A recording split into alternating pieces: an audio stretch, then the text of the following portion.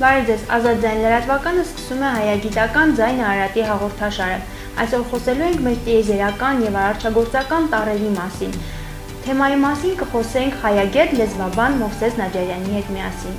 Բարև ձեզ, պարոն Նաջարյան, անմիջապես անցնեմ իմ հարցին։ Բացահայտենք այսօրվա մեր տառերի գաղտնիքները եւ երկրային եւ երկնային մակարդակով։ Մեր այլբերնը երկնային ցակումունի բերել են ոչ թե ստեղծել են երկրի վրա, այլ երկնքից բերված այբուբերն է եւ միակ կատարյալ այբուբերն է, որը գործում է երկրի վրա այսօր։ Այդ դառը նշանակում է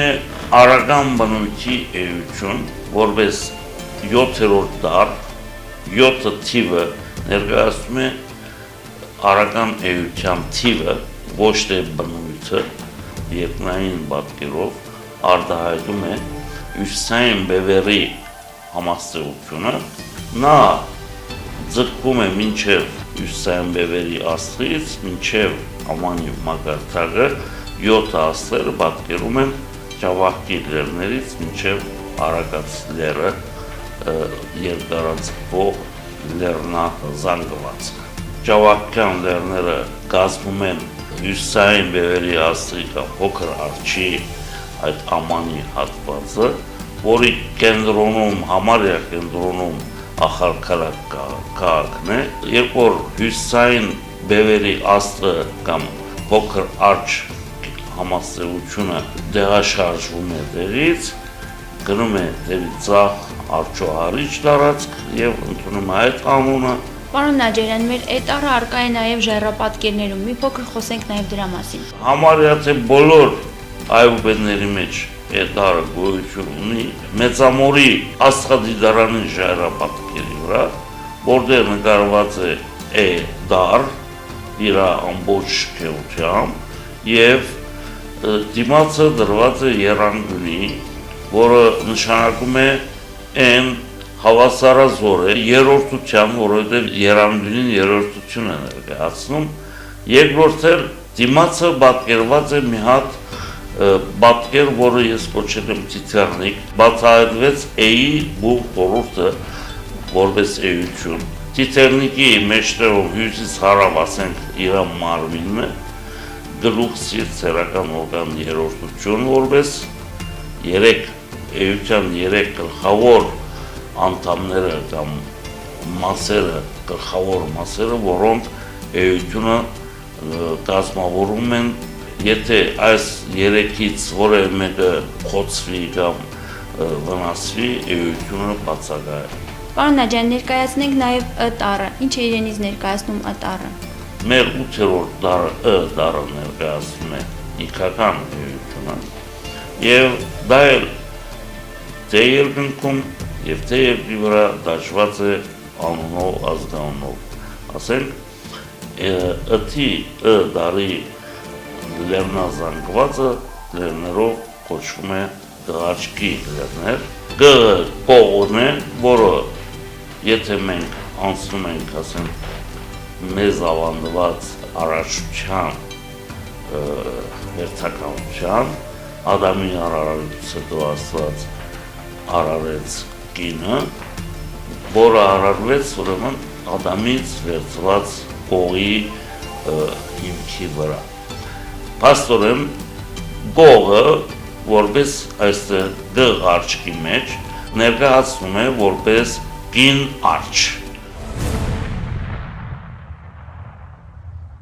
Կովկասյան լեռնաշղթան հիմնականում լեռնաշղթայի արևմտյան տարածքը, որը հենց այս Կովկասի տարածքն է,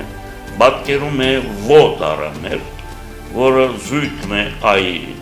պատկերով էլ նույնն են, մեկը շրջվածն է մյուսի իհարկե։ Ո-ի պատկերը այստեղ այս լեռների զանգվածներով նույնպես պատկերված է իր կոչիկով հանդերձ, այդ կոչիկը հետագայում դարձել է տարիչ կենդանակերպ եւ այդ կենդանակերպի կոչիկը ներկայացնում է հենց այդ Ո-ի կոչիկը, որը հետագայում ընկել է մեր այբուբերի մեջից։ Իսկ Ո-ի բարական ներկայացնում է իքական բնույթ, բնութագիրն է իքական, էության, ոչ թե անմիջականորեն իքական էությունն է, այլ նա բնութագիր է, ոյի հանդիպակաց զույգը ան է, և ան պատկերում է Վանա լճի հյուսիս-հարավ արևմտյան տարածքը, այնտեղ լեռնաշղթաներով, լեռնազանգվածներով ուղղակիորեն նույնիսկ այի պոչիկները դրված շատ ցայգուն ձևով լեռնազանգվածը իր շարունակությամբ կոչվում է հայկական Տավրոս լեռնաշղթա։ Հայկական Տավրոսը դավարի լեռնաշղթան է, այսինքն ցուլի լեռնաշղթան է, ան ներկայացնում է ցուլի այսօրվա պատկերացումով ցուլի կոդոշները, մինչդեռ հնում այդ կոդոշները ցուլի ոչ թե կոդոշներն այլ մռութն է եղել, բերանն է բացված և ըստ առասպելների ասում է և ցուլի մռութը ջրի մեջ էր։ Այդ ջուրը իհարկե Վանա լիճն է, Վանա լիճի արևմտյան հյուսիս-հարավ և արևմտյան կեսն է։ Պիտի վերցնենք ամբողջ Տավրոսյան հայկական Տավրոս լեռնաշղթան, որպես ցուլի համապատասխան լեռնաշղթայի վրա, այլ նրա այդ գլխամասային տարածքը կա դարը որպես իմաստագիր դար, դա առաջին և առաջին հերթին աստված բառն է, իր սկզբի հնչյունով, հետո նաև ունի երկրորդ իմաստ, ան ուրեմն իրանից ներկայացնում է արական բնույթ հատկանիշը, ոչ թե արական էություն։ Պարոն Նաջարյան, այն հաջորդում է բ-ն և մենք պետք է պարտադիր խոսենք նաև բ-ի մասին։ Ինչ իմաստաբանական հատկանիշներ ունի բ տառը։ Սուրբ գրքի մեջ առաջի խոսքը որ կա, ի սկզբանե էր բանն և բանն Աստված էր։ Եթե մենք այի մասին խոսացինք որպես Աստված, բ-ն դրա երկրորդ բաղադրիչն է որպես բան, միտք և հոգի իհարկե, բ-ն ներկայացնում է նաև երկրորդ իր իմաստը, բան, բանել, գործել, քանի որ բ-ն ներկայացնում է Վանա լճի այից անմիջապես արևմուտք գտնվող Սասնա լեռները, և եթե մենք անդրադառնանք բ-ի համաստեղության կենդանագերբի սիմվոլին, որը ուղղակիորեն երկվորյակն է, դա ներկայացնում է իրանից երեք ժայռեր, երկու սյունաձև, որոնց վրա ծածկված է երրորդ ժայռը և ներկայացնում է մի հատ դուն, այսպիսի խորհուրդ ունի բ-ն և երկվորյակ կենդանագերբը։ Եվ մենք տեղյակ ենք, գիտենք, որ բացահայտել եք նաև ղ տառը, անդրադառնանք ղ-ին։ Առույցը որպես խորհրդանիշ ներկայացնում է հայկական alfabետի մեջ ղ տառը, ղ-ն,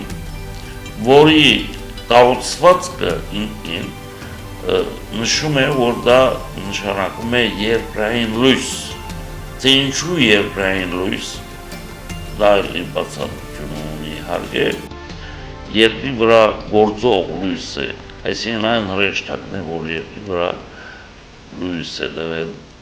լույս է տարածել, և առաջին լույսը դա մարդու Ադամ կոչված մարդու տեսակի արարումն էր երկրի վրա,